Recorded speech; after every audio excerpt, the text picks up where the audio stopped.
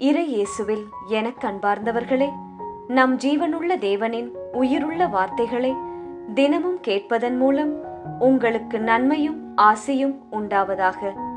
இன்றைக்கு நம் உள்ளத்தில் ஆண்டவர் பேச விரும்புகிற திருவசனம் நீதிமொழிகள் 18ஆம் அதிகாரம் 21ஆம் திருவசனம். வாழ்வதும் நாவாலே, சாவதும் நாவாலே, வாயாடுவோர் பேச்சின் பயனை தொய்ப்பர். இறை இயேசுவில் எனதருமை நண்பர்களே, உங்கள் அனைவருக்கும் இயேசுவின் அன்பை உரித்தாக்குகின்றேன். இன்றைய புனிதராம் புனித வெர்சலியன் நகர் வெள்ளியமிடம் நமக்காக இறை இயேசுவிடம் பரிந்து பேசி அவரின் மேலான இரக்கத்தை பெற்று தரும்படி ஜெபித்துக் கொள்வோம். நண்பர்களே, தினமும் தவறாமல் ஜெபிக்கிறீர்களா? எதை மறந்தாலும் பின்பு தேடி சமாளித்துக் கொள்ளலாம். ஆனால் இயேசுவை தேட, இயேசுவிடம் ஜெபிக்க மட்டும் எந்த ஒரு நிலையிலும் நீங்கள் மறக்கவே கூடாது. இயேசு ஒருவர் மட்டுமே உங்களை காப்பவர், அன்றாடம் துணையாக வருபவர். என்னவோ தெரியவில்லை, இந்த வாரம் தொடங்கியது முதல் 2 நாட்களாக நாவடக்கம், பேச்சின் தூய்மை, அதிலிருக்கும் வல்லமை, இதை குறித்துத்தான் நாம் தியானம் செய்கிறோம். இன்றும் கூட அதே போன்ற ஒரு வசனத்தைத்தான் நாம் கேட்டோம். சரி, இன்றைய வசனம் கூறுவதென்ன? வாழ்வதும் நாவாலே, சாவதும் நாவாலே, வாய் பேசுவோர் அந்த பேச்சின் பயனை தொய்ப்பர். ஆம், இது 100% உண்மை.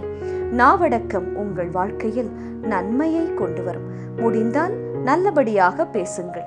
இல்லையா, எதுவுமே பேசாதீர்கள், அமைதியாக இருந்து விடுங்களே, பிரச்சனையே இல்லை.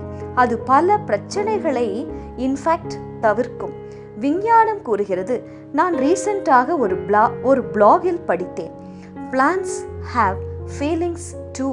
செடி கொடிகளால் கூட தொடுதல், பார்வை, ஒலி, தங்களை சுற்றி இருக்கும் சூழலை உணர முடியும் என்பதாய்.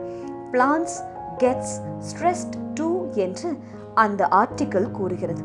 தாவரங்களுக்கே இப்படி என்றால் மனிதர்களின் முகத்தில் சிரிப்பையோ அல்லது கண்ணீரையோ, கவலை, தாழ்வு மனப்பான்மை, பயம், பொறாமை அனைத்தையுமே தூண்ட வல்லமை உடையது நீங்கள் பேசுகிற வார்த்தைகள்.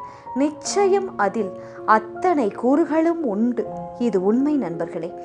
எல்லா ஜெபங்களின் முடிவிலும் ஆமேன் என்று ஒரு வார்த்தையை நாம் கூறுவதுண்டு. அதன் அர்த்தம் என்ன? ஆமேன் என்ற சொல்லுக்கு பொருள் என்ன தெரியுமா? அப்படியே ஆகட்டும் என்று அர்த்தம். நீங்கள் ஜெபத்தில் எதையெல்லாம் கேட்டு இயேசு கிறிஸ்துவிடம் ஜெபிக்கிறீர்களோ, அன்னை மரியிடம் சமர்ப்பிக்கிறீர்களோ, கேட்கிறீர்களோ, அது அப்படியே ஆகட்டும், நடக்கட்டும், உண்டாகட்டும் என்று பொருள் ஆமேன் என்ற வார்த்தைக்கு. அதில் உயிர் உண்டு, ஜீவன் உண்டு. இயேசு வார்த்தையே உருவானவர். அந்த வார்த்தையே உருவானவர் உங்களுக்குள் வாசம் செய்கிறதுனாலே உங்கள் வார்த்தையும் தூய்மையானதாக, அன்பு நிறைந்ததாக, பிறர் வாழ்க்கையை கட்டக்கூடியதாக, இடிந்த உள்ளங்களை தேற்றக்கூடியதாக இருக்க வேண்டும்.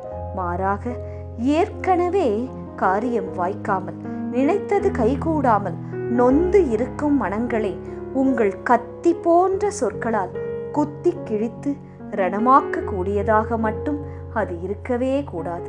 அது மிகவும் தவறு. அது பின்னாளில் 2 மடங்கு பலம் கொண்டு உங்களிடமே திரும்ப வரும். அப்போது உங்களால் அதை தாங்க முடியாது. குழந்தைகளை படிக்கவில்லை, கீழ்ப்படியவில்லை என்றால் அறிவில்லையே, முட்டாள், சோம்பேறி, யூஸ்லெஸ் என்றெல்லாம் வார்த்தைகளை கொண்டு பேசாதீர்கள். உறவினர்களை, பணியிடத்தில் உள்ளவர்களை, அவர்கள் கேரக்டர், அப்பியரன்ஸ், சேலரி, பொசிஷன் இவற்றையெல்லாம் வைத்து தவறாக பேசாதீர்கள். எது உண்மை, அங்கு என்ன நடந்தது, யார் அதை செய்தது, நாம் கண்டதும் கேட்டதும் நிஜமா என்ற நிச்சயம் உங்களுக்கு யார் கொடுத்தது? தரம் இல்லாத ஒரு சொல்லுக்கு கூட நீங்கள் சொந்தக்காரர் ஆகக்கூடாது. நீங்கள் பேசக்கூடாது. உங்களை சுற்றி உள்ளவர்கள் காதுகளில், குழந்தைகள் காதுகளில் இப்போடியான கீழ்த்தரமான வார்த்தைகள் விழவே கூடாது. இன்று முடிவு செய்யுங்கள். உங்கள் வாய் சுத்திகரிக்கப்பட்டால் அந்த சுத்திகரிப்பு அது இருக்கின்றதே அப்படியே உங்கள் முகத்தில் பிரகாசிக்கும்.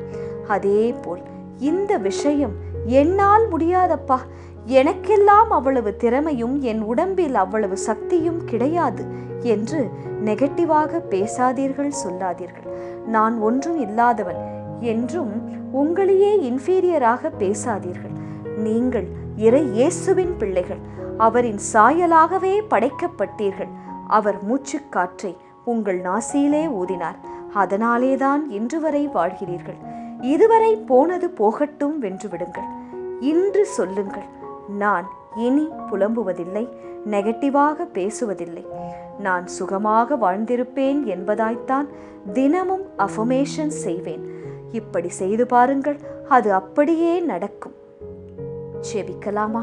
இயேசுவே, வாழ்வதும் நாவாலே, சாவதும் நாவாலே, வாயாடுவோர் பேச்சின் பயனை துய்ப்பர் என்று இன்றைய வசனத்திற்கேற்ப நாங்கள் எங்கள் நாவினால் நல்ல வார்த்தைகளை பேசி வாழ்வு பெற உதவும்.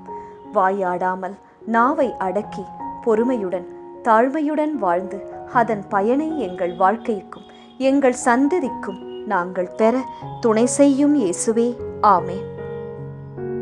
இயேசு கிறிஸ்துவின் பெரிதான நாமத்தின் நிமித்தம் ஜெபிக்கிறோம், ஆமென். ஒவ்வொரு நாளும் உங்கள் உள்ளத்தில் ஆண்டவர் பேச விரும்புகிற இறை வார்த்தையை தெரிந்து கொள்ள ரோசரி பிரேயர்ஸ் சேனலை சப்ஸ்கிரைப் செய்யுங்கள். மேலும் உங்கள் நண்பர்கள் மற்றும் உறவினர்களுடன் ஷேர் செய்யுங்கள். நன்றி.